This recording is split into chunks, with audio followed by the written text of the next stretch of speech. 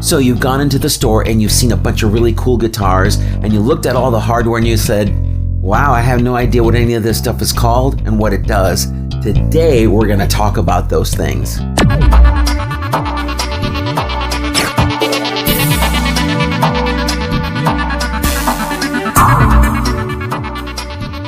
Hi everybody, my name is Jose and thanks again for joining Bass Chops for Beginners. This is episode number 4. All right, the purpose of this episode is to make you aware of the terminology of some of this stuff that you're going to be touching and coming across. It really helps that you know what these things are called and what their function is on the instrument. It's all very important, very vital. We are going to talk about 5 things. So number 1 is probably the one that you're going to come into contact with quite a bit, and those are their tuning machines. They're usually located at the very top of the headstock.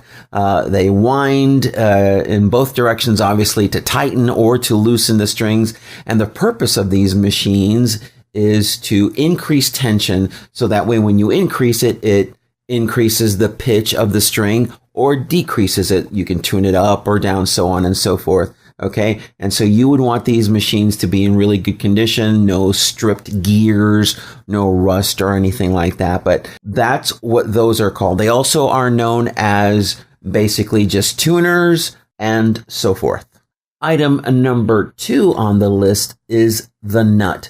The nut is basically a piece of plastic. Sometimes it's made out of plastic nylon or bone. In some cases, it's made out of wood, and I've even seen some nuts made out of metal. This is something that's usually at the very top of the neck, certainly at the top of the fretboard, and it's where the strings that leave the tuners come into contact. It's a fulcrum point on the guitar. It's the nut. It's very, very important that this thing is intact, not cracked or broken in any way, shape, or form. And what's really cool about the nut is that it determines the amount of depth of string up against the fretboard. So the height of it is important. Also the spacing.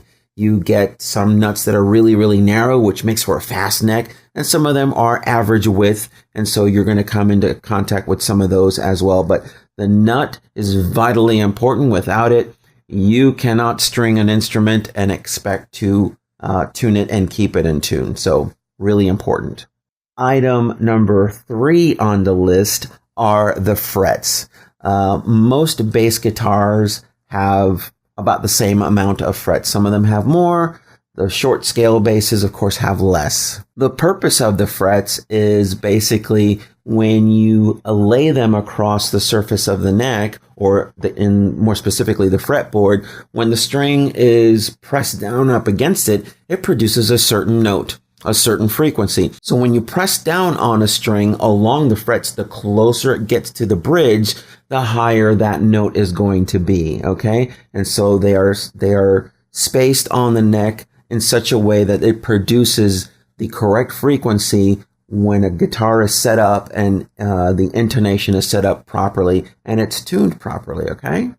Number 4 on the list are the pickups, or in some guitars like the one that we saw last week, Sterling sub bass, it only has 1 pickup, but it's got 2 coils in it, so it's got a lot of tone capabilities. But the pickup is basically a magnet that is wrapped with copper winding around it, and when you hook up a guitar cord to it and to an amplifier, it basically takes that magnet and energizes it, and when a string vibrates in its proximity, you hear it even louder.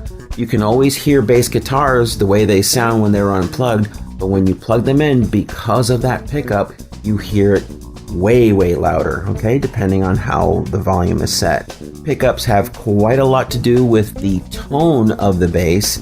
The characteristics of how it sounds is derived from that pickup or pickups, a blending of them, where they are positioned on the body, so on and so forth. Some pickups have a really unique sound that you can just tell what they are when you hear them on certain basses, and other pickups are very generic and very they just serve their purpose, and you can find them on most entry-level guitars, and they're just fine.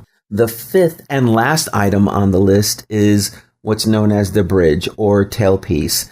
Not only does it provide you with an enormous amount of sustain because it is bolted directly to the body, but it provides you the ability to lengthen or shorten the strings with screws on the back, and that's where you set your intonation.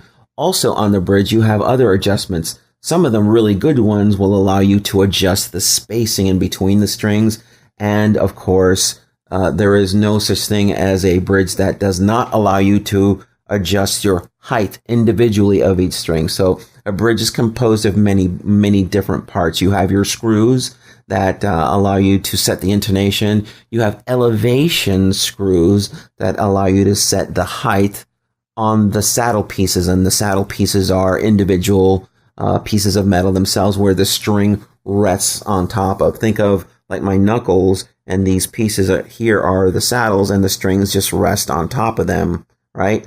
And so you have your tailpiece that's on the bridge, and the next thing that it comes into contact with at rest on the other end is the nut.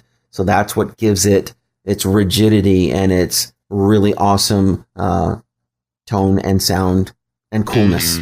So as we review, we talked about tuning machines, we talked about the nut and how important those are, we talked about the frets and basically their function as well. We talked about the pickups and how those have quite a bit to do with the sound and the tone and the characteristic sound of the guitar. And then of course, last but not least, the bridge. And there's just so many variations of all of these parts. They all work well together, and some are really cool. You can just tell an instrument is made well because of the choice of hardware, like these things that they put on there, okay? And so there you have it. If you found this video informative, go ahead and leave comments down below and give it a thumbs up if you like it. Also, take that opportunity to ask questions or just, let me know what's going on in your universe as far as becoming a bass player, okay? I'd love to hear your story. Also, if you like what you see here, don't forget to subscribe, okay? Click the subscribe button and don't forget to hit the notification bell. That way, when I upload a brand new video, you are the first one to find out about it, and you can come back here and check up on the latest information on the topic, okay? Also, you can follow me on Instagram, okay? And that's really cool. I like trying to keep everybody updated with things that are going on in my universe in between these videos. So check that out if you have a chance to, and it'll be really cool. Alrighty, so on the next video, I think I'm going to go into a little bit more detail of explaining some of these parts and maybe include some additional ones because we're just scratching the surface here and you need to know as much as possible to make you a more savvy consumer of these instruments, okay? And so, until next time, tune it or die.